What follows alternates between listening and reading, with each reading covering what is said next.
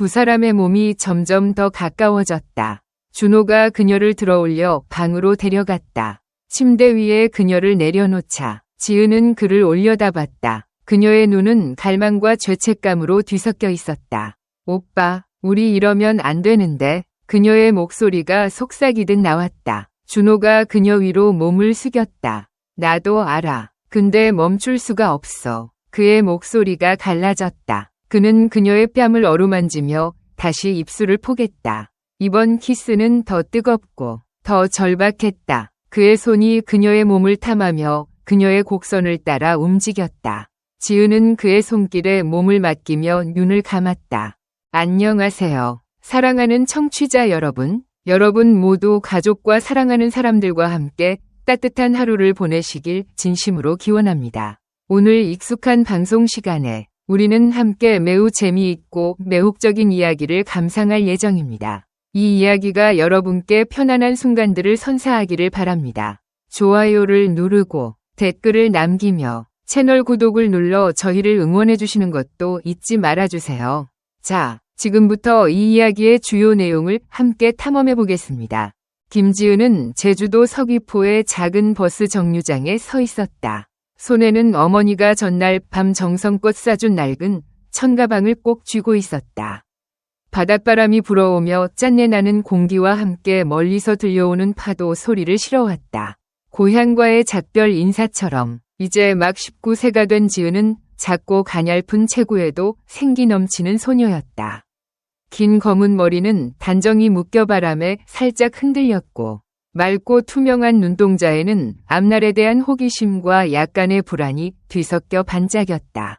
지은의 고향은 제주 시내에서 차로 3시간 넘게 걸리는 작은 어촌 마을이었다. 그곳에서 부모님은 평생 바다에 의지해 4남매를 키워냈다. 어릴 때부터 지은은 손재주가 뛰어났고 바느질에 대한 열정을 품고 있었다. 그녀는 언젠가 전문 재봉사가 되어 마을 여성들을 위한 아름다운 옷을 만들고 싶다는 꿈을 꿨다. 외모는 소박했지만 매력적이었다. 균형 잡힌 몸매와 자연스러운 곡선은 청춘의 싱그러움을 그대로 보여줬고 햇볕에 그을린 건강한 피부는 바다의 숨결을 머금은 듯했다. 긴 흑발은 비단처럼 부드럽게 흘렀고 청순한 얼굴을 감싸며 그녀를 더 돋보이게 했다. 바다처럼 잔잔하면서도 깊은 눈빛은 순수함과 묘한 매력을 동시에 품고 있었다. 그녀는 손에 든 소박한 가방과 함께 서 있었다. 지은은 자연스럽고 자유로운 아름다움을 지녔으며 힘든 삶 속에서도 활짝 핀 바다의 꽃 같았다. 새로운 세상으로 나아가려는 열망과 결심이 그녀를 채웠다. 하지만 마을에는 기회가 없었다. 유일한 재봉틀 가게는 수선만 맡았을 뿐. 그녀가 배우고 성장하기엔 턱없이 부족했다. 그래서 10살 많은 언니 김수연이 전화로 서귀포에 와서 나와 같이 살며 일자리 찾아봐 라고 했을 때 지은은 망설이지 않았다. 수연은 5년 전 34세의 박준호와 결혼했다. 준호는 제주 항구에서 배를 수리하는 일을 했고 수연은 시장 근처 작은 잡화점에서 점원으로 일했다. 준호는 종종 어선이 기계를 점검하러 며칠씩 바다로 나가곤 했다. 그들은 바닷가 근처 목재집에서 살았다. 파도 소리와 소금 냄새가 집 안 구석구석에 스며든 곳이었다. 지은이 도착한 날, 하늘은 맑고 햇살이 부드러웠다. 서귀포의 분위기는 오토바이 소리, 생선 장수들의 외침, 파도 소리가 뒤섞여 낯선 음악처럼 들렸다. 수연은 연한 청록색 전통 한복 차림으로 정류장에 나와 지은을 맞았다. 지은아, 정말 많이 컸네. 나 어렸을 때보다 예쁘다. 수연은 환하게 웃으며 동생을 끌어안았다. 둥근 얼굴에 햇볕에 그을린 피부, 따뜻한 미소를 지닌 수연은 지은의 마음을 편안하게 했다. 언니가 너무 그러네. 나 그냥 평범해. 지은은 수줍게 웃으며 가방을 어깨에 맸다. 수연은 작은 짐 하나를 들어주며 말했다. 여긴 작지만 활기찬 곳이야. 나랑 같이 지내다가 일자리 구하고 앞으로 계획 세우자. 준호 오빠도 네가 와도 된다고 했어. 정말 좋은 사람이야. 지은은 고개를 끄덕이며 언니를 따라 흙길을 걸었다. 새로운 삶에 대한 설렘과 약간의 긴장이 그녀를 감쌌다. 수연과 준호의 집은 해변 근처에 있었다. 햇볕과 비에 색이 바랜 톤 지붕을 얹은 소박한 목재 집이었다. 앞마당은 조그만 벽돌로 덮여 있었고 수연이 심은 화분 몇 개와 덩굴손이 드문드문 뻗은 오이 넝쿨이 있었다. 집 안거실에는 낡은 목재 테이블과 의자, 벽에 걸린 가족 사진 몇 장, 그리고 정전용으로 쓰인다는 기름 램프가 주방 구석에 매달려 있었다. 수연은 지은을 뒤쪽 작은 방으로 안내했다. 바다를 내다보는 창문과 간단한 목재 침대가 있는 방이었다. 여기서 지내. 내가 미리 정리해놨어. 필요한 거 있으면 말해. 수연이 지은의 어깨를 토닥이며 말했다. 지은은 가방을 내려놓고 방을 둘러봤다. 작은 책상, 흐릿한 거울, 바닷바람에 흔들리는 연청색 커튼, 창밖 파도 소리가 그녀의 마음을 차분하게 했다. 이곳이 새로운 시작이 될 것 같았다. 그날 밤, 준호가 집에 돌아왔다. 어둠이 깔린 시간이었다. 지은이 수연과 함께 주방에서 밥을 차리던 중 마당에서 오토바이 소리가 들렸다.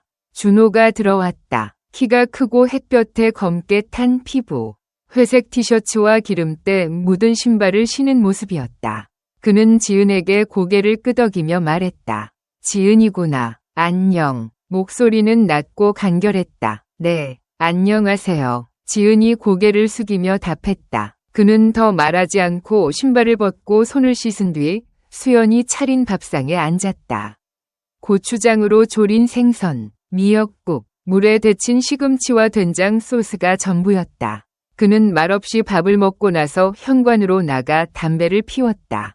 수연과 지은은 주방에 남아 이야기를 나눴다. 준호 오빠가 저래. 말은 적지만 착해. 쑥스러워하지 마. 수연이 속삭이며 웃었다. 지은은 고개를 끄덕였지만 문득 현관에 서 있는 준호의 모습을 봤다. 희미한 불빛 아래 담배 연기가 바닷바람에 흩어지는 모습.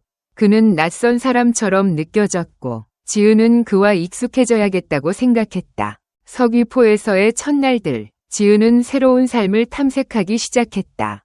수연의 도움으로 항구 근처 작은 재봉 가게에서 일을 시작했다. 그곳에서 그녀는 천을 재단하고 한복을 꿰매고 어부들의 옷을 수선하는 법을 배웠다. 일은 힘들지 않았지만 세심함을 요구했고 지은은 그게 좋았다. 수연의 낡은 자전거를 타고 해변길을 지나다녔다. 길가에 늘어선 야자수 그림자와 규칙적인 파도 소리가 그녀의 동반자였다. 수연은 아침 일찍 나가고 준호도 배 작업장에 오래 머물렀다. 오후에는 집에 혼자 남은 지은은 현관에 앉아 파도 소리를 들으며 천조각을 꿰맸다. 언젠가 자신만의 재봉 가게를 여는 꿈을 꾸며 준호는 집에 있을 때면 지은과 말을 많이 나누지 않았다. 일 어때? 혹은 밥 먹었어? 같은 간단한 질문뿐이었다. 그 조용한 관심은 지은에게 큰 오빠 같은 느낌을 주었다. 크게 신경 쓰지 않았지만 가끔 그가 멀리서 자신을 바라보는 걸 느꼈다. 현관에서 바느질할 때, 수연과 함께 빨래를 넣을 때 그의 눈빛은 분명하지 않았고 곧 시선을 돌리곤 했지만 묘한 기분을 남겼다. 지은은 그저 착각일 거라며 넘겼다. 준호는 오빠이자 수연의 남편이니까 다른 생각을 해선 안 된다고 다짐했다. 서귀포에서의 나날은 파도가 해변을 어루만지듯 평온하게 흘렀다. 그러던 어느 밤, 강한 바닷바람이 불며 모든 걸 뒤흔들 기세로 다가왔다. 시간이 흘러 지은은 제주도의 삶에 익숙해졌다. 재봉 가게 일은 그녀의 기쁨이 되었다. 곧게 뻗은 실밥을 만들고 한복의 곡선을 잡아내고 어부들의 낡은 옷을 빠르게 고치는 법을 익혔다. 가게 주인인 중년 여성 송미영은 자주 칭찬했다. 지은아, 너 솜씨 정말 좋다. 이렇게 성실하면 가게 하나 차릴 수 있겠어. 그 말에 지은은 웃었고 밝은 미래에 대한 희망이 차올랐다. 그녀는 월급을 조금씩 모으며 천과 바느질 도구를 샀다. 언젠가 직접 만든 멋진 옷을 선보일 날을 꿈꾸며 수연은 잡화점에서 여전히 바빴고 새벽부터 밤늦게까지 일했다. 준호도 마찬가지였다. 작업장에서 아침부터 밤까지 보내고 때론 며칠씩 배를 타고 나갔다. 그가 없는 날, 지은은 혼자 집에 남아 현관에서 파도 소리를 들으며 바느질을 했다. 고요함이 좋았다. 바람에 머리카락이 나부끼고 등대 불빛이 멀리서 깜빡이는 풍경이 그녀의 밤을 채웠다. 하지만 모든 것이 변한 건 바람이 거세게 몰아친 어느 밤이었다. 그날 지은은 가게에서 급하게 한복 수선을 마무리하느라 늦게까지 남았다. 집으로 자전거를 타고 돌아오던 중 갑작스런 비가 쏟아졌다. 거센 바람과 함께 폭우가 몰아치며 지붕이 흔들렸다. 그녀가 입은 연청색 한복 직접 만든 옷은 비에 젖어 몸에 달라붙었다. 물방울이 머리카락과 어깨를 타고 흘렀고 얇은 천을 뚫고 들어온 차가움에 몸이 떨렸다. 해변길은 어두웠고 멀리 집들의 불빛만이 희미하게 길을 밝혔다. 집에 도착했을 때 지은은 온몸이 젖어 발이 후들거렸다. 문을 밀고 들어서며 떨리는 목소리로 말했다. 저 왔어요. 수연은 아직 돌아오지 않았다. 비 때문에 길이 막혀 가게에 남겠다고 메시지를 보내왔다. 준호는 주방 테이블에 앉아 망가진 손전등을 고치고 있었다. 손에는 드라이버와 전선 조각이 들려 있었다. 그가 고개를 들었을 때 그의 눈이 멈췄다. 지은은 머리카락이 엉망으로 젖어 있고 추위에 볼이 발갛게 달아올라 있었다. 젖은 한복은 그녀의 부드러운 곡선을 드러냈고 19세의 생기 넘치는 아름다움이 고스란히 보였다. 준호는 순간 굳었다. 드라이버를 쥔 손이 허공에서 멈췄다.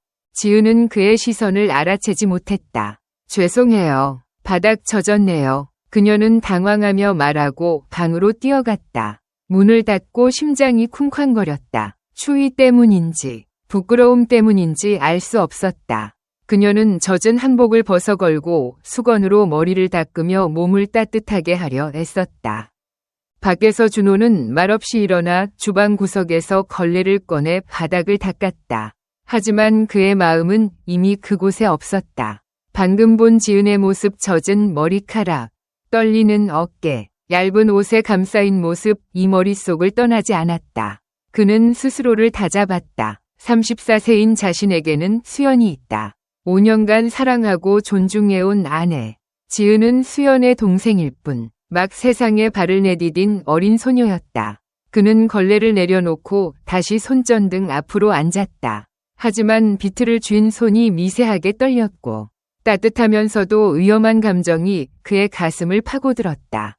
그날 밤 지은은 간단한 저녁을 준비했다. 흰 쌀밥, 말린 생선 구이, 어머니가 보내준 건새우로 끓인 호박국, 쟁반을 들고 조심스레 말했다. 오빠, 같이 밥 먹어요. 언니 아직 안 왔네요. 준호가 고개를 끄덕이며 맞은편에 앉았다. 무거운 침묵이 감돌았다. 그들은 말없이 밥을 먹었다. 창밖에서 바람이 윙윙거렸고 파도 소리가 집 안으로 스며들었다. 고마워. 밥을 거의 다 먹었을 때 준호가 갑자기 말했다. 낮고 따뜻한 목소리가 정적을 깼다. 지은은 젓가락을 멈추고 살짝 놀라며 웃었다. 별거 아니에요. 언니 안 와서 심심해서요. 그는 고개를 끄덕였지만 그녀의 작은 손이 젓가락을 쥔 모습을 힐끔 보았다가 얼른 시선을 돌렸다.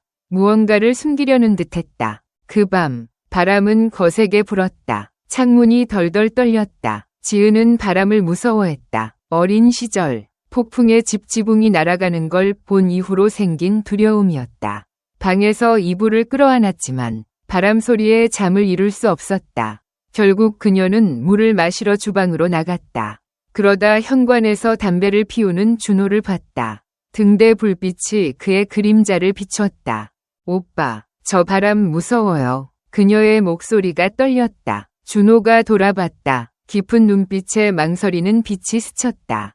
여기에 앉아. 밖에서 들으면 덜 무섭다. 그가 나지막이 말했다. 지은은 고개를 끄덕이고 조심스레 다가가 나무 벤치에 앉았다. 그를 조금 떨어져서 하지만 강한 바람이 다시 불며 지붕이 덜컹이자 그녀는 본능적으로 그에게 바짝 붙였다. 준호의 몸이 굳었다. 그녀의 작은 몸이 자신에게 닿자 숨이 멎는 듯했다. 지은은 긴 소매 티셔츠와 바지를 입고 있었고 풀어진 머리카락과 겁먹은 얼굴이 보였다. 그는 머뭇거리다 손을 그녀의 어깨에 올렸다. 가볍게 토닥이며 괜찮아. 그냥 바람일 뿐이야. 라고 말했다. 그 순간 두 사람 모두 당황했다. 준호는 손을 떼고 일어났다. 너 자러 가. 나 좀 나갔다 올게. 지은은 고개를 끄덕이고 방으로 뛰어갔다. 심장이 터질 듯했다. 그의 손에서 전해진 온기가 차가운 바람 속에서 그녀를 안심시켰다. 준호는 마당으로 나가 바람을 맞았다. 얼굴을 때리는 차가운 공기가 감정을 날려버리길 바랐다. 담배를 하나 더 꺼내 깊게 빨았다. 잊어야 한다고 다짐했다. 하지만 마음 깊은 곳에서 무언가가 깨어나고 있음을 알았다. 그 문을 다시 닫을 수 있을지 확신이 없었다. 그 바람의 밤 이후 지은과 준호는 그 일을 언급하지 않았다. 마치 암묵적으로 그저 순간의 실수였다고 합의한 듯했다. 하지만 그들의 침묵은 예전과 달랐다. 낯설미 아닌 미묘한 긴장감이 감돌았다. 보이지 않는 실이 그들을 점점 더 조여오는 듯했다.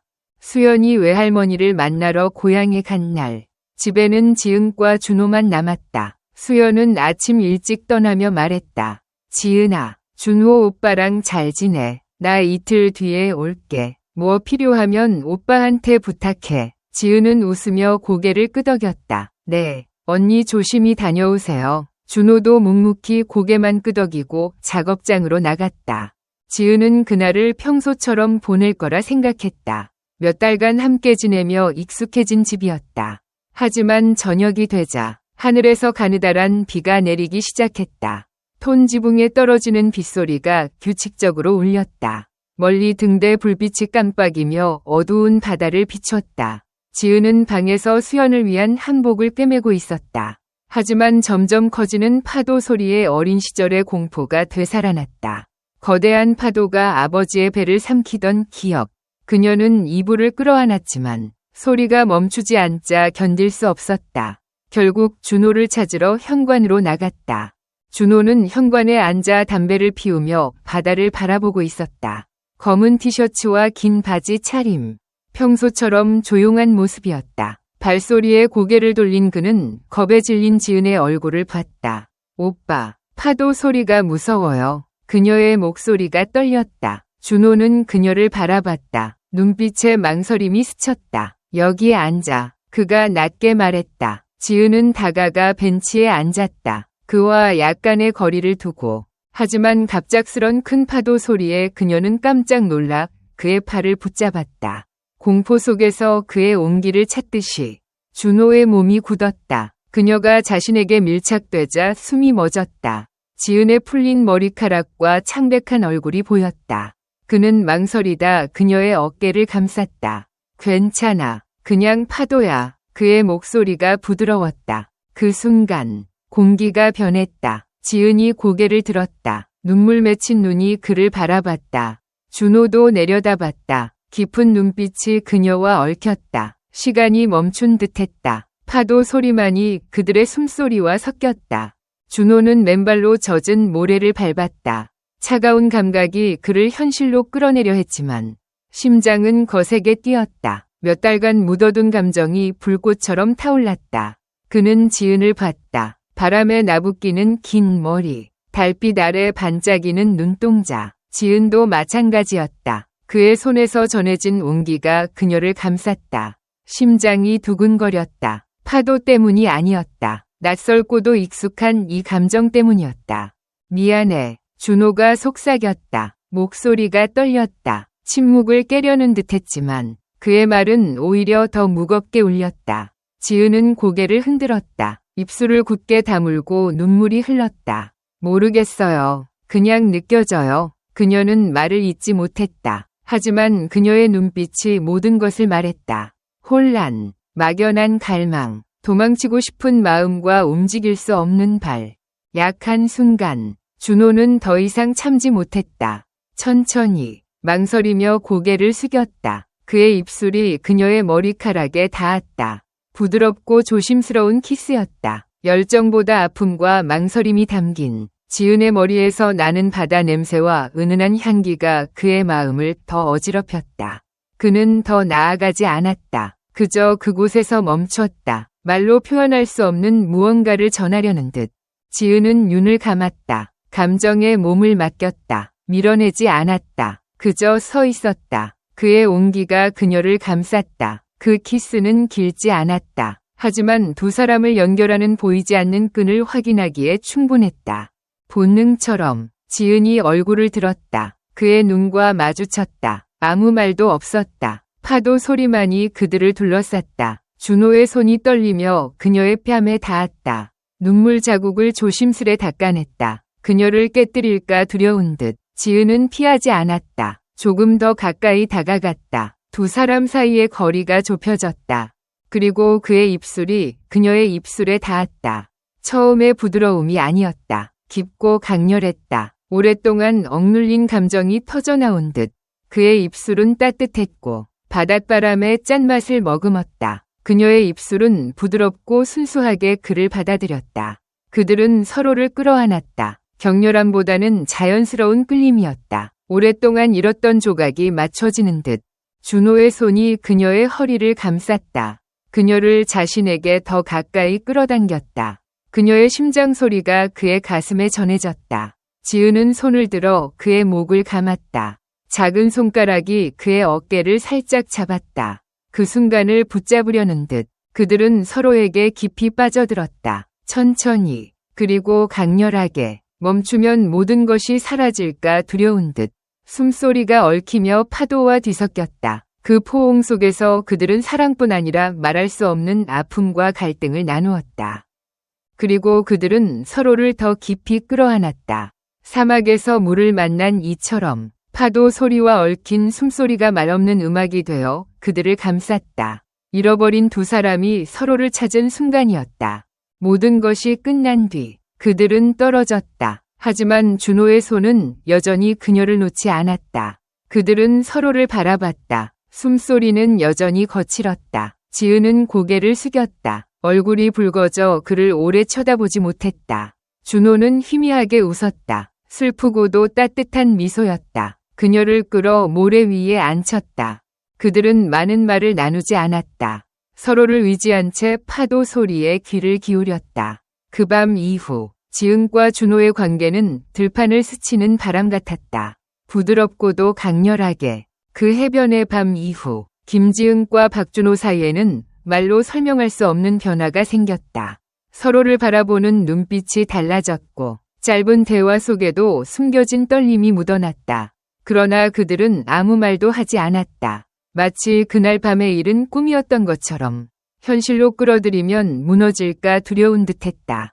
하지만 마음 깊은 곳에서는 이미 알고 있었다. 그들이 건너선 선은 되돌릴 수 없다는 것을. 수연이 고향에서 돌아온 날, 집은 다시 일상으로 돌아간 듯 보였다. 수연은 밝게 웃으며 지은을 끌어안았다. 지은아, 나 없는 동안 잘 지냈지? 준호 오빠가 잘 챙겨줬어? 그녀의 목소리는 따뜻했고 아무것도 모르는 순수함이 가득했다. 지은은 억지로 미소를 지었다. 네, 언니, 오빠가 잘 챙겨줬어요. 그녀의 목소리는 미세하게 흔들렸지만 수연은 알아채지 못했다. 준호는 부엌에서 물을 마시며 고개를 끄덕였다. 응, 별일 없었어. 그의 대답은 평소처럼 짧고 무덤덤했다. 하지만 지은과 눈이 마주친 순간 그의 손이 살짝 떨리는 것을 그녀는 놓치지 않았다. 일상은 계속 흘렀다. 지은은 재봉 가게에서 더 열심히 일했고 준호는 작업장에 묻혀 시간을 보냈다. 수연은 여전히 잡화점에서 바빠 집을 비우는 일이 잦았다. 그러나 집안의 공기는 예전과 달랐다. 지은이 현관에서 바느질을 할 때면 준호가 우연히 지나가며 그녀를 힐끔 보았다. 그가 물 한 잔을 건네며 더운데 마셔 라고 말할 때면 그 짧은 순간에도 두 사람의 숨소리가 어색하게 얽혔다. 지은은 고맙다고 말하며 고개를 숙였지만 그의 손끝이 스친 기억이 그녀의 가슴을 두근거리게 했다. 그러던 어느 날 제주에 태풍 경보가 내려졌다. 하늘이 잿빛으로 변하고 거센 바람이 바다를 뒤흔들었다. 수연은 잡화점에서 늦게까지 물건을 정리해야 한다며 집에 오지 못했다. 지은아, 준호 오빠랑 집 잘 지켜. 태풍 조심해. 그녀는 전화로 다급히 말했다. 지은은 네, 언니도 조심해요. 라고 대답했지만 전화를 끊자마자 불안이 밀려왔다. 태풍 소리, 그리고 준호와 단둘이 남겨진 집. 그녀의 마음은 이미 흔들리고 있었다. 밤이 깊어지자 바람은 더 거세졌다. 창문이 덜덜 떨렸고 톤지붕 위로 빗방울이 세차게 부딪혔다. 지은은 방에 앉아 손에 든 바늘을 내려놓았다. 파도 소리와 바람 소리가 뒤섞여 그녀의 어린 시절 공포를 다시 불러왔다. 숨이 가빠졌다. 그녀는 결국 방을 나와 준호를 찾았다. 그는 거실에 앉아 낡은 라디오를 고치고 있었다. 등대 불빛이 창문을 통해 그의 얼굴을 비추었다. 오빠, 지은의 목소리가 작게 떨렸다. 준호가 고개를 들었다. 그녀의 창백한 얼굴과 불안한 눈빛을 본 순간 그의 손이 라디오에서 멈추었다. 왜 그래? 무서워? 그의 목소리는 나지막했지만 따뜻함이 묻어났다. 지은은 고개를 끄덕였다. 바람 소리가 너무 무서워요. 그녀는 자신도 모르게 그의 옆으로 다가갔다. 준호는 잠시 그녀를 바라보다 말했다. 여기에 앉아. 나랑 같이 있으면 괜찮을 거야. 지은은 그의 옆에 앉았다. 두 사람 사이에는 손끝 하나 닿을 정도의 거리만 남았다. 태풍이 몰아치는 소리가 집을 감쌌고 라디오에서 나오는 잡음이 그들의 침묵을 채웠다. 지은은 무릎을 끌어안고 고개를 숙였다. 어릴 때 태풍 때문에 집이 망가진 적이 있어서 그때부터 무서워요. 그녀의 고백에 준호는 조용히 듣다가 말했다. 나도 어렸을 때 배에서 떨어질 뻔했어. 바다가 무서운 건 알아. 그의 목소리는 낮았지만 그녀에게 닿는 위로가 있었다. 그 순간 창밖에서 천둥이 쳤다. 지은은 깜짝 놀라 준호의 팔을 붙잡았다. 그녀의 손이 그의 팔에 닿자 준호의 몸이 순간 굳었다. 지은도 자신의 행동에 놀라 손을 떼려 했지만 그는 그녀의 손을 잡았다. 괜찮아. 그의 목소리가 살짝 갈라졌다. 지은은 고개를 들었다. 그의 깊은 눈빛이 그녀를 사로잡았다. 방 안의 공기가 무거워졌다. 태풍의 소음 속에서도 두 사람의 숨소리가 점점 더 선명해졌다. 오빠, 우리 이러면 안 되죠? 지은이 속삭였다. 눈물이 고인 그녀의 눈이 흔들렸다. 준호는 입술을 굳게 다물었다. 그의 손이 그녀의 손을 더 세게 쥐었다. 나도 알아. 근데 그는 말을 잇지 못했다. 그의 눈빛은 갈등과 갈망으로 가득했다. 지은은 고개를 흔들었다. 언니가 알면. 그녀의 목소리는 점점 작아졌다. 하지만 그 순간 준호가 그녀의 뺨을 감쌌다. 그의 손은 따뜻했고 거칠었다. 지은아. 그의 목소리가 그녀의 이름을 부르며 떨렸다. 지은은 숨을 멈췄다. 그의 손길에 저항할 힘을 잃었다. 그리고 천천히 그의 얼굴이 그녀에게 가까워졌다. 태풍이 창문을 흔드는 소리 속에서 그들의 입술이 다시 만났다. 이번 키스는 부드럽지 않았다. 억눌린 감정이 폭발하듯 강렬했다. 준호의 손이 그녀의 허리를 감쌌고 지은은 그의 어깨를 붙잡았다. 두 사람의 숨소리가 얽히며 태풍 소리와 뒤섞였다. 그들은 서로를 끌어당겼다. 죄책감과 갈망이 뒤엉킨 채 서로의 온기 속에서 모든 걸 잊으려 했다. 방 안의 어둠 속에서 등대 불빛만이 그들의 그림자를 비췄다.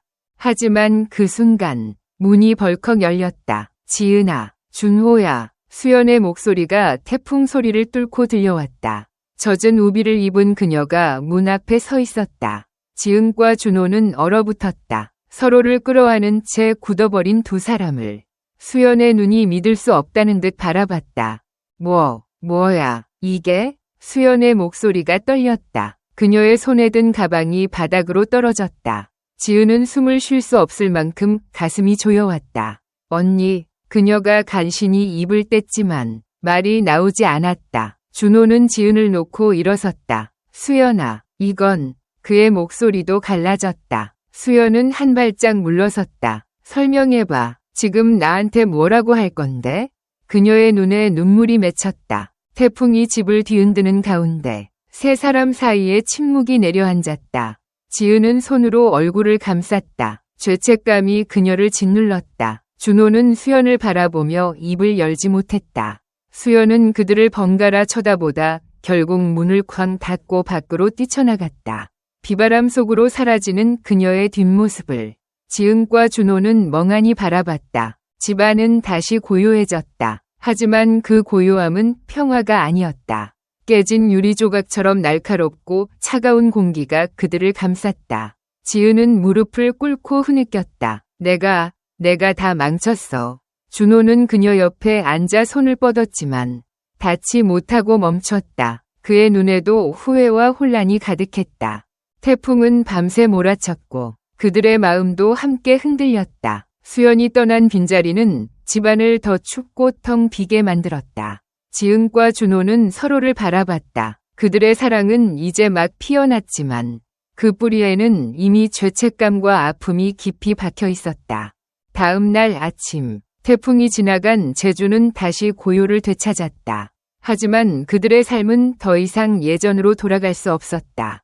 수연은 어디로 갔는지, 언제 돌아올지 알 수 없었다. 지은은 방에 앉아 수연을 위해 꿰매던 한복을 내려다봤다.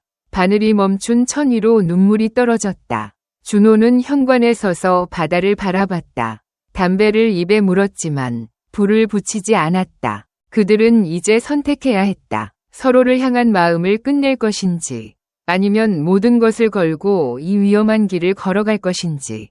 제주의 바다는 잔잔했지만 그들의 마음은 여전히 폭풍 속에 있었다. 태풍이 지나간 아침, 제주의 하늘은 맑고 투명했다. 햇빛이 바다 위를 비추며 잔잔한 파도를 반짝이게 했다. 하지만 김지은과 박준호가 서 있는 집 안은 여전히 어둠과 침묵에 잠겨 있었다. 수연이 떠난 뒤 두 사람은 서로를 마주할 용기를 내지 못했다. 지은은 방에 앉아 손에 든 한복을 내려다봤다. 언니를 위해 꿰매던 옷은 이제 의미를 잃은 듯 보였다.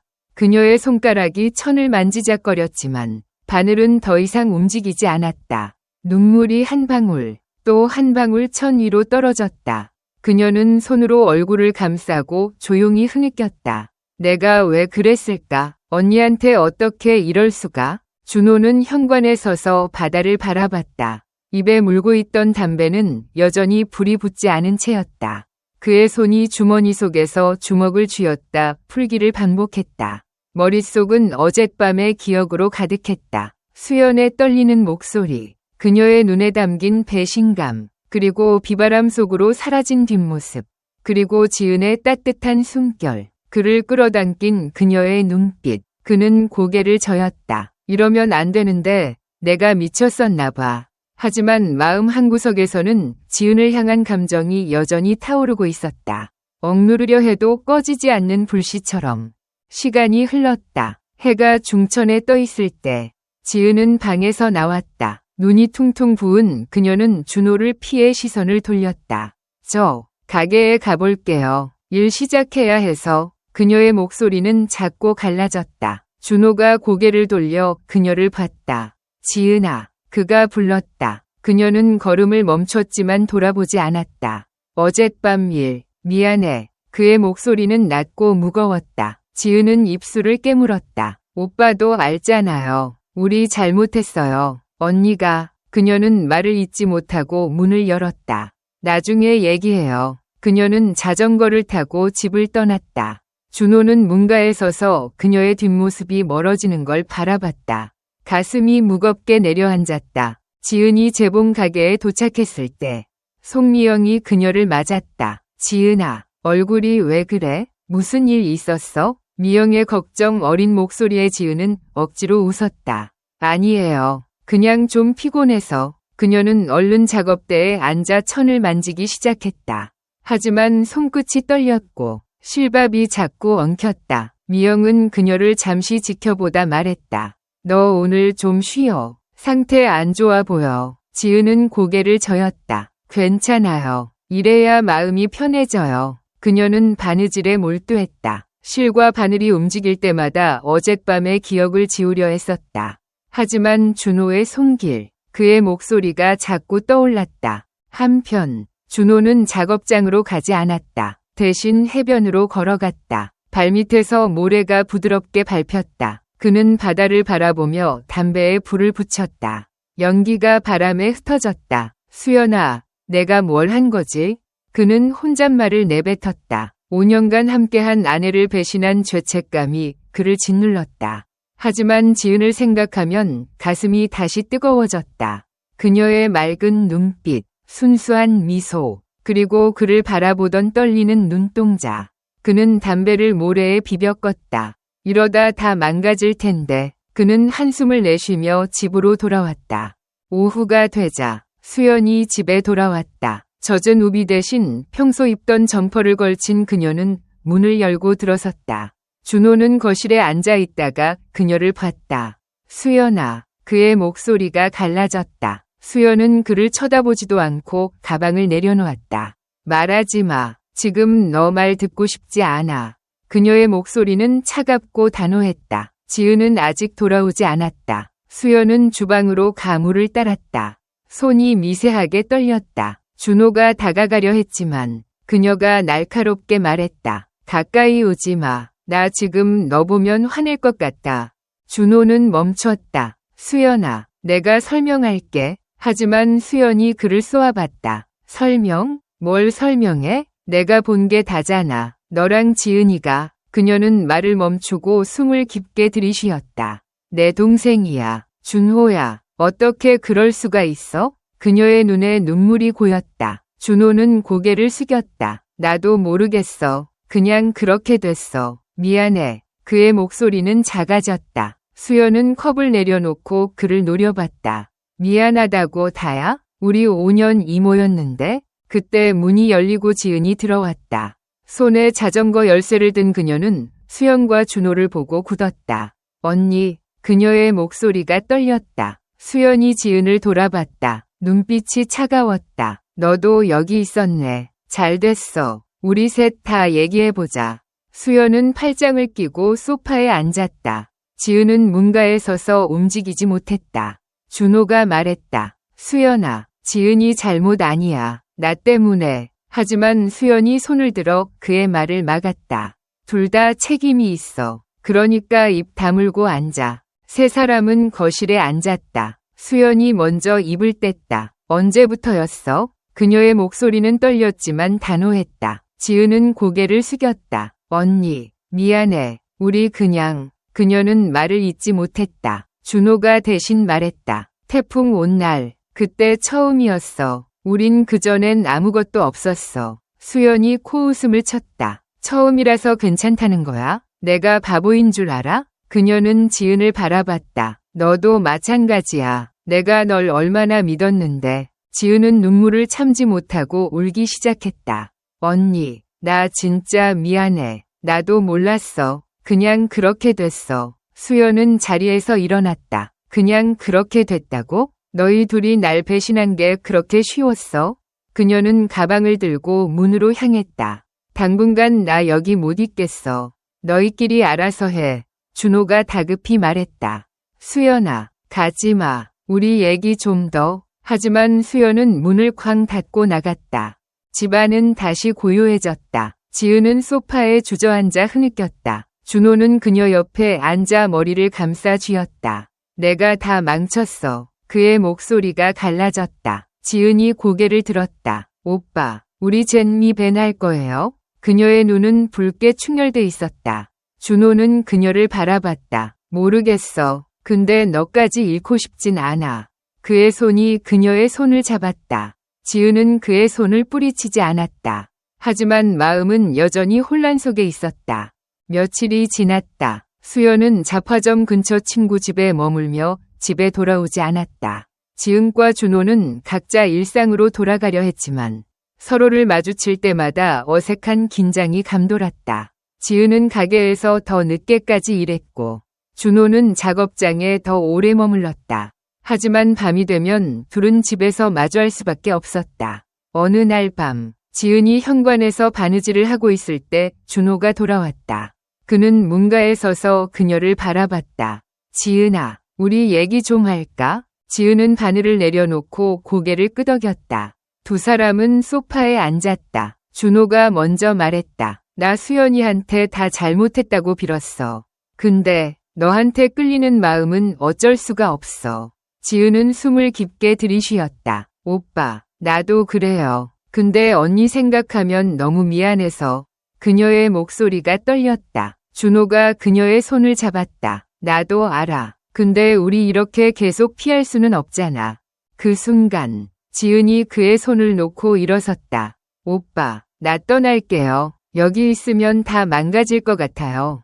준호가 놀라 그녀를 잡았다. 떠나지 마. 내가 잘못했으니까 내가 떠날게. 지은은 고개를 저었다. 아니에요. 나 때문에 시작된 거잖아요. 내가 고향으로 돌아갈게요. 그녀는 방으로 가방을 챙기기 시작했다.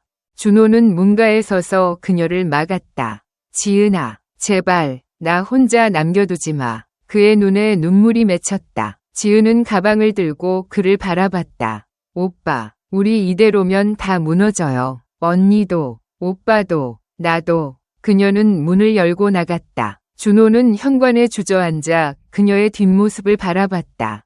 바닷바람이 집 안으로 밀려들었다. 며칠 뒤, 지은은 고향 어촌으로 돌아갔다. 그녀는 다시 부모님 곁에서 바느질을 시작했다. 하지만 제주에서의 기억은 그녀를 떠나지 않았다. 준호는 집에 홀로 남아 수연을 기다렸다. 수연은 결국 돌아오지 않았다. 소문에 따르면 그녀는 제주를 떠나 육지로 갔다고 했다. 집은 텅 비었고 파도 소리만이 그 빈자리를 채웠다. 시간이 흘렀다. 지은은 어느 날 어머니와 함께 시장에 갔다가 우연히 제주에서 온 편지를 받았다. 봉투를 열자 낯익은 글씨가 보였다. 준호였다. 지은아, 잘 지내? 나 수연이랑 끝났어. 너 때문이 아니야. 우리 문제였어. 너 떠난 뒤로 매일 후회해. 다시 만날 수 있을까? 그녀는 편지를 손에 쥔 채 바다를 바라봤다. 심장이 다시 뛰기 시작했다. 지은은 답장을 쓰지 않았다. 하지만 마음 한구석에서는 제주로 돌아가고 싶은 마음이 자라났다. 그녀는 바늘과 실을 들고 한복을 꿰매기 시작했다. 언젠가 다시 만날 날을 꿈꾸며 제주의 바다는 여전히 그녀를 부르고 있었다. 시간이 흘러 제주의 여름이 다시 찾아왔다. 김지은은 고향 어촌에서 조용히 지내며 바느질에 몰두했다. 부모님의 작은 집에서 하루하루를 보내는 동안 그녀는 제주에서의 일을 잊으려 애썼다. 하지만 박준호의 편지는 그녀의 마음을 다시 흔들어 놓았다. 다시 만날 수 있을까? 라는 그의 말이 머릿속을 떠나지 않았다. 지은은 답장을 쓰지 않았지만 밤마다 바다를 바라보며 제주의 바람과 파도 소리를 떠올렸다. 그녀의 손은 바늘을 쥐고 있었지만 마음은 이미 그곳으로 향하고 있었다. 어느 날 지은은 어머니의 부탁으로 제주에서 열리는 시장 박람회에 물건을 납품하러 가게 되었다. 오랜만에 제주로 돌아가는 길, 그녀의 가슴은 설렘과 불안으로 뒤섞였다. 자전거를 타고 익숙한 해변길을 지나며 그녀는 준호와의 기억이 하나씩 되살아나는 것을 느꼈다. 박람회에서 바느질한 한복과 옷을 전시하며 바쁘게 움직이던 중 그녀는 문득 멀리서 낯익은 그림자를 봤다. 준호였다. 작업복 차림의 그는 박람회에 들른 어부들과 이야기를 나누고 있었다. 지은의 숨이 멎었다. 그의 눈이 그녀를 발견하고 멈췄다. 두 사람은 잠시 서로를 바라보기만 했다. 준호가 천천히 다가왔다. 지은아. 그의 목소리는 낮고 떨렸다. 지은은 고개를 숙였다. 오빠, 여기 왜? 그녀는 말을 잇지 못했다. 준호가 조용히 말했다. 너 보러 온 거 아니야. 우연이야. 근데 널 보니까 가슴이. 그는 말을 멈췄다. 지은은 그의 눈빛에서 여전히 남아있는 갈망을 읽었다. 나도 오빠 생각했어요. 근데 우리? 그녀는 입술을 깨물었다. 준호가 한 발짝 더 가까이 다가왔다. 나도 알아. 근데 너 없으면 안 될 것 같다.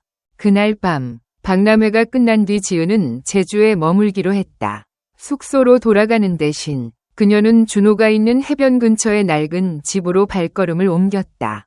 하늘은 맑았고 달빛이 바다를 은빛으로 물들였다. 문을 두드리자 준호가 나왔다. 그는 놀란 눈으로 그녀를 바라봤다. 지은아, 왜? 지은은 고개를 저었다. 나도 모르겠어요. 그냥 오고 싶었어요. 그녀의 목소리가 떨렸다. 준호는 문을 열고 그녀를 안으로 들였다. 집안은 예전과 다름없이 소박했다. 나무 테이블 위에 놓인 낡은 램프가 희미한 빛을 뿌렸다. 지은은 얇은 흰색 블라우스를 입고 있었다. 여름이라 더운 날씨에 맞춰 가벼운 천으로 만든 옷은 그녀의 몸에 살짝 달라붙어 있었다. 얇은 소매가 어깨를 부드럽게 감쌌고 블라우스가 허리를 따라 내려오며 그녀의 곡선을 은연중에 드러냈다. 달빛이 창문을 통해 들어와 그녀의 실루엣을 더 선명하게 만들었다. 건강하게 그을린 피부와 긴 흑발이 어우러져 그녀는 자연스럽고도 매혹적인 아름다움을 뿜어냈다. 준호는 그녀를 바라보며 숨을 삼켰다. 너, 너무 예뻐. 그의 목소리가 갈라졌다. 지은은 부끄러움에 고개를 숙였다가 다시 그를 올려다봤다. 오빠, 그녀의 눈빛이 흔들렸다. 준호가 천천히 다가왔다. 그의 손이 그녀의 뺨에 닿았다. 거친 손끝이 그녀의 부드러운 피부를 스치자 지은의 몸이 살짝 떨렸다. 두 사람 사이의 공기가 무거워졌다. 파도 소리가 멀리서 들려왔지만 그들의 숨소리가 더 크게 울렸다. 준호가 그녀를 끌어당겼다. 그의 손이 그녀의 허리를 감쌌고 지은은 저항하지 않았다. 그녀의 손이 그의 가슴에 닿았다가 천천히 그의 목으로 올라갔다. 그들의 눈이 마주쳤다. 더 이상 말은 필요 없었다. 준호의 입술이 그녀의 입술에 닿았다. 처음엔 부드럽게, 조심스럽게, 하지만 곧 그 키스는 깊어졌다. 억눌린 감정이 터져나오듯 그의 입술이 그녀를 강렬하게 탐했다. 지은은 그의 열기에 응답하듯 입술을 열고 그를 받아들였다. 뜨거운 숨결이 서로의 얼굴을 스쳤고 그들의 혀가 얽히며 불꽃처럼 타올랐다. 준호의 손이 그녀의 블라우스를 따라 내려갔다. 얇은 천을 통해 그녀의 따뜻한 피부가 느껴졌다. 그는 천천히 단추를 풀었다. 첫 번째, 두 번째, 블라우스가 살짝 벌어지며 그녀의 어깨와 가슴의 곡선이 드러났다. 달빛 아래 그녀의 피부가 빛났다. 지은은 숨을 몰아쉬며 그의 손길을 느꼈다. 그녀의 손이 그의 셔츠를 잡아당겼고 그의 단단한 가슴이 드러났다. 두 사람은 서로를 더 깊이 끌어안았다. 준호의 손이 그녀의 허리를 지나 등으로 올라가며 그녀를 더 세게 안았다. 지은의 머리카락이 그의 얼굴을 스쳤고 그녀의 향기가 그를 감쌌다. 그들은 소파로 쓰러지듯 앉았다. 준호가 그녀의 목에 입술을 묻었다. 뜨거운 숨결이 그녀의 피부를 적셨고 지은은 작은 신음을 내뱉으며 몸을 떨었다. 그녀의 손이 그의 머리카락을 쥐며 그를 더 가까이 끌어당겼다. 준호의 입술이 그녀의 목을 지나 쇄골로 내려갔다. 그의 손이 그녀의 블라우스를 완전히 벗기자 그녀의 매끄러운 어깨와 가슴이 완전히 드러났다. 지은은 부끄러움과 설렘으로 얼굴이 붉어졌지만 그의 눈빛을 피해 도망치지 않았다. 두 사람의 몸이 점점 더 가까워졌다. 준호가 그녀를 들어올려 방으로 데려갔다. 침대 위에 그녀를 내려놓자 지은은 그를 올려다봤다. 그녀의 눈은 갈망과 죄책감으로 뒤섞여 있었다. 오빠, 우리 이러면 안 되는데. 그녀의 목소리가 속삭이듯 나왔다. 준호가 그녀 위로 몸을 숙였다. 나도 알아. 근데 멈출 수가 없어. 그의 목소리가 갈라졌다. 그는 그녀의 뺨을 어루만지며 다시 입술을 포겠다. 이번 키스는 더 뜨겁고 더 절박했다. 그의 손이 그녀의 몸을 탐하며 그녀의 곡선을 따라 움직였다. 지은은 그의 손길에 몸을 맡기며 눈을 감았다. 그들의 숨소리가 방 안을 가득 채웠다. 준호의 입술이 그녀의 귀를 스치고 목을 지나 가슴으로 내려갔다. 지은의 손이 그의 등을 파고들며 그의 피부에 흔적을 남겼다. 두 사람은 서로를 향한 갈망에 완전히 사로잡혔다. 얇은 천조각들이 바닥으로 떨어졌고 그들의 맨살이 서로 닿았다. 뜨거운 열기가 그들을 감쌌다. 준호가 그녀를 더 세게 끌어안으며 속삭였다. 지은아. 그녀는 그의 이름을 부르며 응답했다. 오빠. 그들의 몸이 하나가 되며 모든 이성과 죄책감이 녹아내렸다. 파도 소리가 창밖에서 들려왔지만 그들의 세계는 오직 서로만으로 가득했다. 시간이 흐른 뒤 두 사람은 서로를 끌어안은 채 침대에 누워 있었다. 달빛이 창문을 통해 들어와 그들의 땀에 젖은 피부를 비췄다. 지은의 숨소리가 진정되며 그녀가 조용히 말했다. 오빠, 우리 또 잘못했어요. 준호는 그녀의 머리카락을 쓰다듬으며 말했다. 알아. 근데 후회 안 해. 지은은 그의 가슴에 얼굴을 묻었다. 죄책감이 다시 밀려왔지만 그의 온기 속에서 잠시나마 위안을 찾았다. 다음 날 아침, 지은은 일찍 일어나 옷을 챙겼다. 준호는 잠에서 깨어나 그녀를 바라봤다. 떠날 거야? 그의 목소리가 낮았다. 지은은 고개를 끄덕였다. 박람회 끝났으니까 고향으로 돌아가야 해요. 준호가 침대에서 일어나 그녀를 끌어안았다. 제발 가지 마. 이번엔 나 혼자 못 버텨. 지은은 그의 품에서 잠시 머뭇거렸다. 오빠, 우리 이렇게 살면 안 돼요. 언니 생각하면. 그녀는 그의 손을 풀고 문으로 향했다. 하지만 문을 열기 직전 준호가 그녀의 손을 잡았다. 지은아, 나 너 없으면 안 돼. 제발. 그의 눈에 눈물이 맺혔다. 지은은 그를 돌아봤다. 그녀의 마음도 흔들렸다. 오빠. 그녀는 결국 그의 품으로 돌아갔다. 두 사람은 다시 서로를 끌어안았다. 이번엔 떠나지 않기로 마음먹은 듯. 며칠 뒤 지은은 고향 대신 제주에 남았다.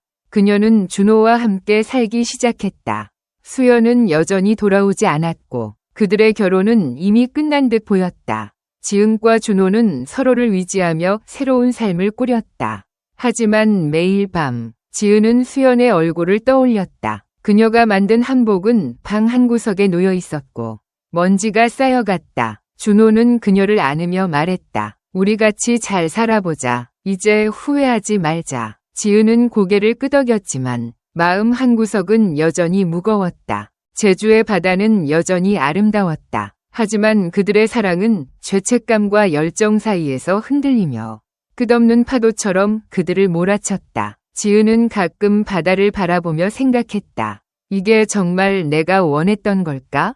하지만 준호의 손을 잡을 때마다 그녀는 그 질문에 답을 내리지 못했다. 그들의 이야기는 끝나지 않은 채 제주의 바람 속에서 계속되었다. 제주의 여름이 깊어지며 더위가 섬을 감쌌다. 김지은과 박준호는 이제 함께 살기 시작한 지 몇 달이 지났다. 그들의 삶은 겉보기엔 평온해 보였다. 지은은 해변 근처에 작은 재봉 작업실을 열었고 준호는 여전히 작업장에서 배를 고치며 하루를 보냈다. 낡은 집은 두 사람의 손길로 조금씩 새롭게 변했다. 창가에 지은이 심은 화분이 햇빛을 받으며 자랐고 현관에는 준호가 만든 나무 벤치가 놓였다. 하지만 그들의 마음은 여전히 불안한 파도 위를 떠도는 배 같았다. 지은은 매일 아침 작업실에서 바느질을 하며 손님들을 맞았다. 그녀의 솜씨는 점점 소문이 나며 단골이 늘어났다. 한복과 여름용 원피스를 만들며 바쁘게 지냈지만 문득문득 수연의 얼굴이 떠올랐다. 언니가 떠난 뒤로 소식이 없었다. 제주를 떠났다는 소문만 무성할 뿐 그녀가 어디서 어떻게 지내는지 아무도 몰랐다. 지은은 가끔 작업실 창밖으로 바다를 바라보며 한숨을 내쉬었다. 언니, 나 용서할 수 있을까? 그녀의 손이 바늘을 쥔 채 멈추곤 했다. 죄책감은 여전히 그녀를 떠나지 않았다. 준호도 마찬가지였다. 그는 작업장에서 망치질을 하며 땀을 흘렸지만 마음은 늘 무거웠다. 수연과의 5년 결혼 생활이 끝난 뒤 그는 지은과 함께 새 출발을 다짐했지만 과거를 완전히 지울 수는 없었다. 작업장 동료들이 농담을 던질 때면 억지로 웃었지만 집으로 돌아오는 길엔 늘 담배를 꺼내 물었다. 지은을 사랑했지만 그 사랑이 수연에게 입힌 상처를 생각하면 가슴이 아렸다. 내가 너무 이기적이었나? 그는 바람에 흩어지는 담배 연기를 바라보며 혼잣말을 내뱉었다. 어느 날 제주의 큰 시장이 열렸다. 섬 곳곳에서 사람들이 모여들었고 지은도 작업실 물건을 들고 나가 장터에 자리를 잡았다. 그녀는 색색의 한복과 원피스를 전시하며 손님들에게 웃어 보였다. 그러던 중 낯익은 목소리가 그녀를 불렀다. 지은아. 고개를 돌린 그녀는 깜짝 놀랐다. 수연이었다. 언니는 예전보다 야윈 얼굴에 짧게 자른 머리를 하고 있었다. 그녀의 눈빛은 차갑고도 슬펐다. 지은은 손에 든 천을 놓치며 굳었다. 언니. 수연이 천천히 다가왔다. 너 여기서 잘 지내나 보네. 그녀의 목소리는 떨림 없이 담담했다. 지은은 눈물이 차오르는 걸 참으며 말했다. 언니, 나 미안해. 정말 미안해. 수연은 고개를 저었다. 미안하다고 뭐가 달라져? 너랑 준호가 날 배신한 건 사실이잖아. 그녀의 말에 지은은 고개를 숙였다. 나 알아. 내가 다 잘못했어. 근데 언니, 나 진짜. 말이 목에 걸렸다. 수연이 그녀를 빤히 바라봤다. 너 진짜 행복해? 준호랑 같이 살면서? 지은은 대답하지 못했다. 수연은 씁쓸하게 웃었다. 그래, 너희끼리 잘 살면 됐어. 나 이제 제주 안 올 거야. 육지에서 새로 시작했어. 수연이 떠나려 하자 지은이 그녀의 손을 잡았다. 언니, 제발 용서해줘. 나 평생 속죄할게. 수연은 손을 뿌리쳤다. 속죄? 그럴 필요 없어. 그냥 너희 인생 살아. 나도 내 인생 살 테니까.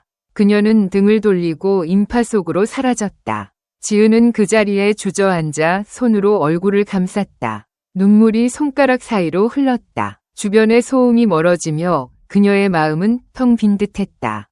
그날 밤 지은은 집으로 돌아와 준호에게 모든 걸 말했다. 오빠, 언니 만났어요. 나 용서 안 해줄 거예요. 그녀는 흐느끼며 그의 품에 안겼다.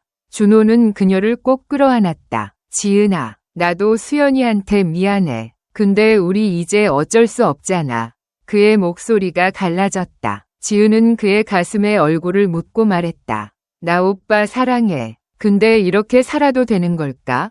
준호는 대답 대신 그녀의 머리를 쓰다듬었다. 두 사람은 서로를 아는 채 침묵 속에 잠겼다. 며칠 뒤 제주에 비가 내리기 시작했다. 잔잔한 비가 섬을 적시며 집 안으로 스며들었다. 지은은 작업실을 닫고 집에서 한복을 꿰매고 있었다. 준호는 작업장에서 일찍 돌아왔다. 그는 젖은 셔츠를 벗고 지은 옆에 앉았다. 비 많이 와서 작업 멈췄어. 그의 목소리가 나지막했다. 지은은 고개를 끄덕이며 바느질을 계속했다. 하지만 준호의 손이 그녀의 손을 잡았다. 지은아, 너무 힘들게 살지 마. 지은이 그를 올려다봤다. 오빠. 준호가 그녀를 끌어당겼다. 그의 입술이 그녀의 이마에 닿았다. 지은은 눈을 감고 그의 온기를 느꼈다. 비가 창문을 두드리는 소리 속에서 두 사람의 숨소리가 얽혔다. 준호의 손이 그녀의 어깨를 지나 등으로 내려갔다. 지은은 얇은 면 원피스를 입고 있었다. 비에 살짝 젖은 천이 그녀의 몸에 달라붙어 부드러운 곡선을 드러냈다. 원피스의 얇은 소매가 어깨를 감싸고 허리 아래로 흐르며 그녀의 여성스러운 실루엣을 강조했다. 준호는 숨을 삼키며 말했다. 너 진짜 예뻐. 그의 손이 그녀의 원피스를 천천히 끌어올렸다. 지은의 피부가 드러나며 비에 젖은 차가움이 그의 손끝에 전해졌다. 그녀는 떨리는 목소리로 말했다. 오빠, 우리. 하지만 준호가 그녀의 말을 막으며 입술을 포겠다. 키스는 뜨겁고 강렬했다. 그의 혀가 그녀의 입 안으로 파고들며 열정적으로 얽혔다. 지은은 그의 열기에 저항할 수 없어 손을 그의 목에 감았다. 두 사람의 숨소리가 점점 거칠어졌다. 준호가 그녀를 들어올려 침대에 눕혔다. 원피스가 바닥으로 떨어지며 그녀의 맨살이 드러났다. 달빛과 비의 반사광이 그녀의 몸을 은은하게 비췄다. 준호는 셔츠를 벗고 그녀 위로 몸을 숙였다. 그의 손이 그녀의 허리를 감싸며 부드럽게 쓸어내렸다. 지은은 그의 가슴에 손을 얹고 숨을 몰아쉬었다. 오빠. 그녀의 목소리가 속삭이듯 나왔다. 준호의 입술이 그녀의 목을 지나 쇄골로 내려갔다. 뜨거운 숨결이 그녀의 피부를 적셨고 지은은 작게 신음을 내며 몸을 떨었다. 그의 손이 그녀의 가슴을 감싸며 부드럽게 어루만졌다. 지은의 손이 그의 등을 파고들며 그의 피부에 붉은 자국을 남겼다. 준호의 입술이 그녀의 가슴을 지나 배로 내려갔다. 그녀의 몸이 그의 손길에 반응하며 살짝 굽이쳤다. 두 사람은 서로를 향한 갈망에 완전히 사로잡혔다. 준호가 그녀의 다리를 들어 올리며 더 가까이 다가갔다. 지은은 그의 어깨를 잡고 눈을 감았다. 그들의 몸이 하나가 되며 뜨거운 열기가 방 안을 가득 채웠다. 비가 창문을 두드리는 소리와 그들의 숨소리가 뒤섞였다. 준호가 그녀의 귀에 속삭였다. 사랑해. 지은은 그의 품에서 떨며 응답했다. 나도. 시간이 흘러 두 사람은 서로를 끌어안은 채 누워 있었다. 비는 멈췄고 창밖은 고요했다. 지은은 그의 가슴에 머리를 기대며 말했다.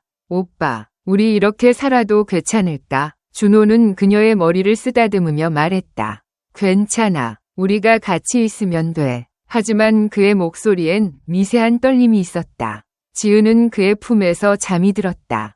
하지만 꿈속에서 수연의 차가운 눈빛이 그녀를 따라왔다.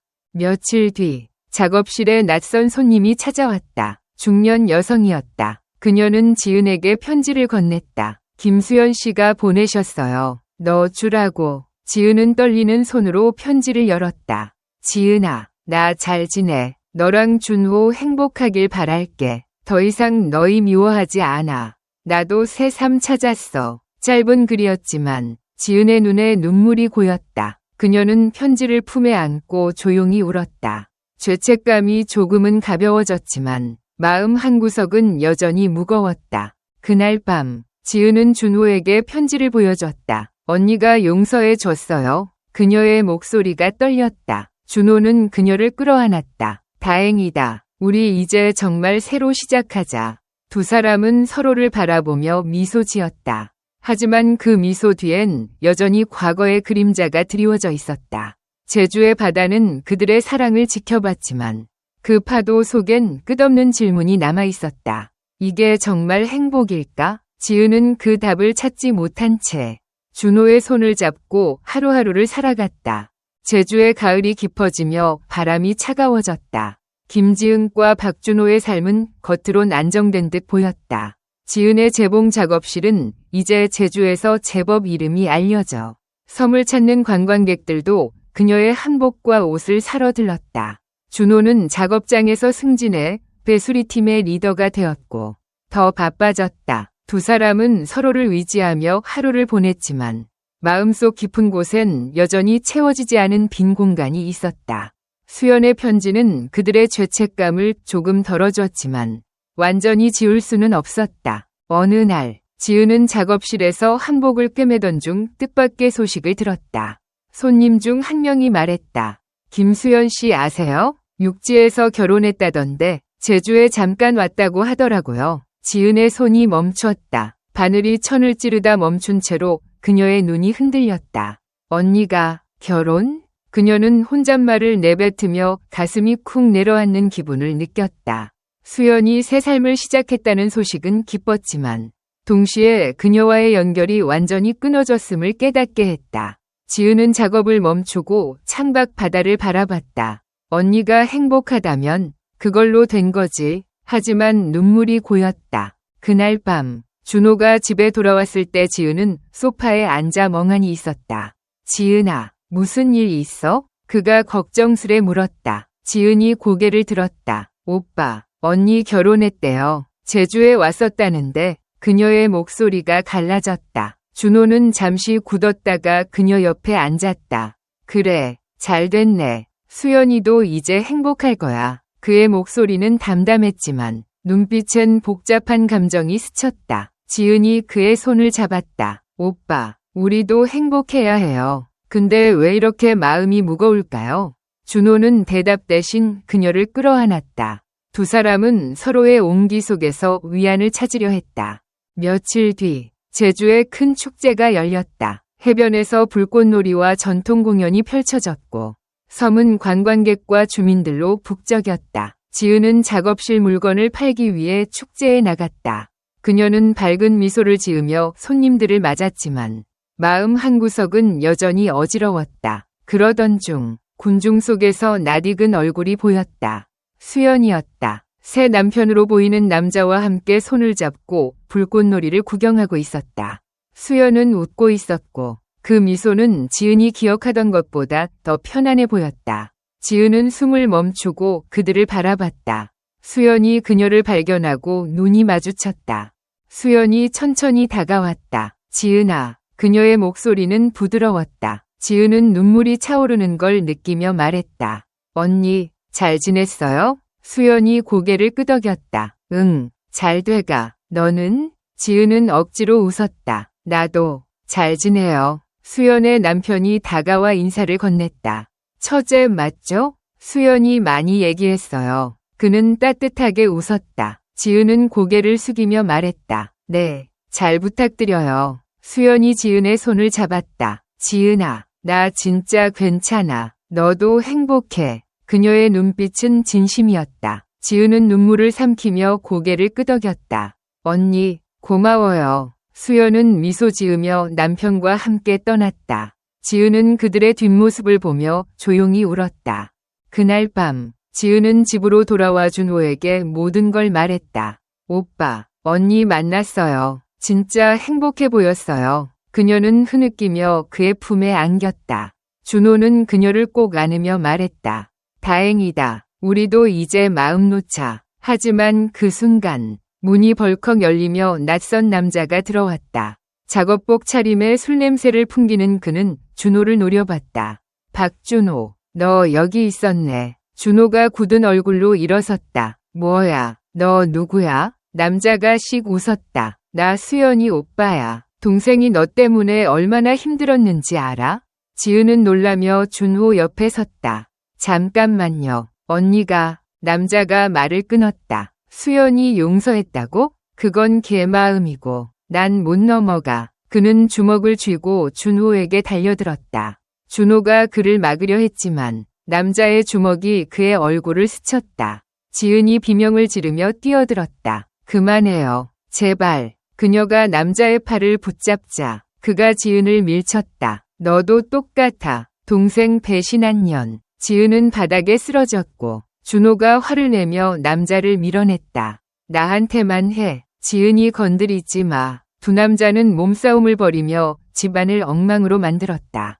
이웃들이 소란을 듣고 달려와 남자를 끌어냈다. 진정해요. 이러다 큰일 나요. 누군가 외쳤다. 남자는 욕을 내뱉으며 떠났다. 너희 인생 망할 거야. 준호는 숨을 몰아쉬며 지은을 일으켰다. 괜찮아? 지은은 떨며 고개를 끄덕였다. 오빠, 나 무서워. 그녀는 그의 품에 안겨 울었다. 준호는 피가 흐르는 입가를 닦으며 말했다. 미안해. 내가 다 잘못했어.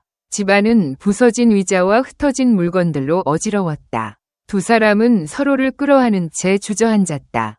그 사건 이후 지은과 준호의 삶은 흔들렸다. 작업실 손님들이 줄었고 준호는 작업장에서 소문 때문에 동료들의 차가운 시선을 받았다. 지은은 밤마다 악몽을 꾸며 잠에서 깼다. 수연의 오빠가 던진 말이 그녀를 괴롭혔다. 너희 인생 망할 거야. 그녀는 준호에게 말했다. 오빠, 우리 이렇게 못 살아요. 너무 힘들어. 준호는 그녀를 안으며 말했다. 나도 알아. 근데 너 없으면 나 더 힘들어.